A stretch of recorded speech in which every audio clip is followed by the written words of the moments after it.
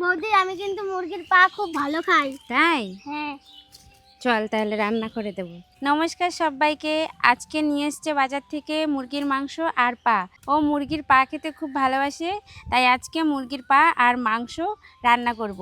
চলুন সবাই মিলে রান্নাঘরের দিকে যাওয়া যাক। মুরগির পাগুলো পরিষ্কার করাই আছে, শুধু নখগুলো ভালো করে কেটে নেব।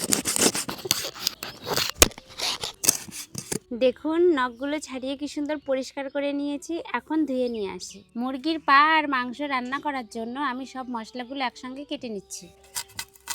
প্রথমে কেটে নিচ্ছি পেঁয়াজ।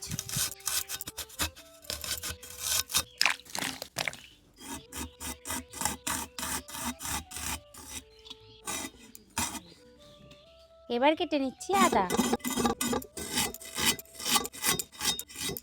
রসুন ছাড়িয়ে নেব। মিষ্টু, তুই এইটা ছাড়া। এখন মাংসের জন্য আলুগুলো কেটে নিচ্ছি। আদা আর রসুন একসঙ্গে পেস্ট করে নেব। এবার শুকনো লঙ্কা পেস্ট করে নেব। এবার অল্প পেঁয়াজ পেস্ট করে নেব। কাজু বাদাম, কাঠবাদাম আর দই একসঙ্গে পেস্ট করে নেব। সব কিছু রেডি, এখন ধরিয়ে নিচ্ছি উনুন।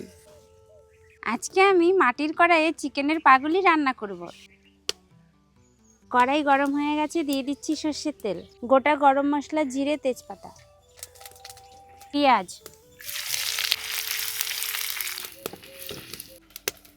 পেঁয়াজ বাটা,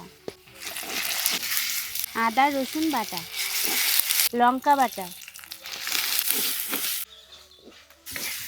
এবার দিয়ে দিচ্ছি টমেটো, লবণ, হলুদ,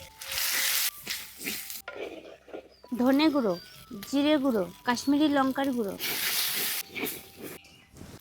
মশলা কষে গেছে, খুব সুন্দর তেল ছেড়ে দিয়েছে। এখন চিকেনের পাগুলো দিয়ে দেবো।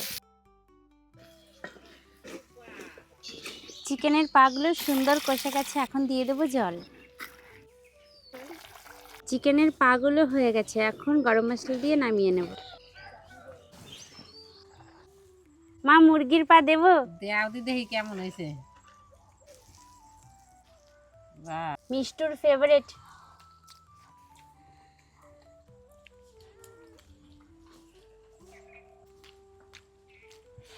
দারুণ হয়েছে মুরগির ঠ্যাং।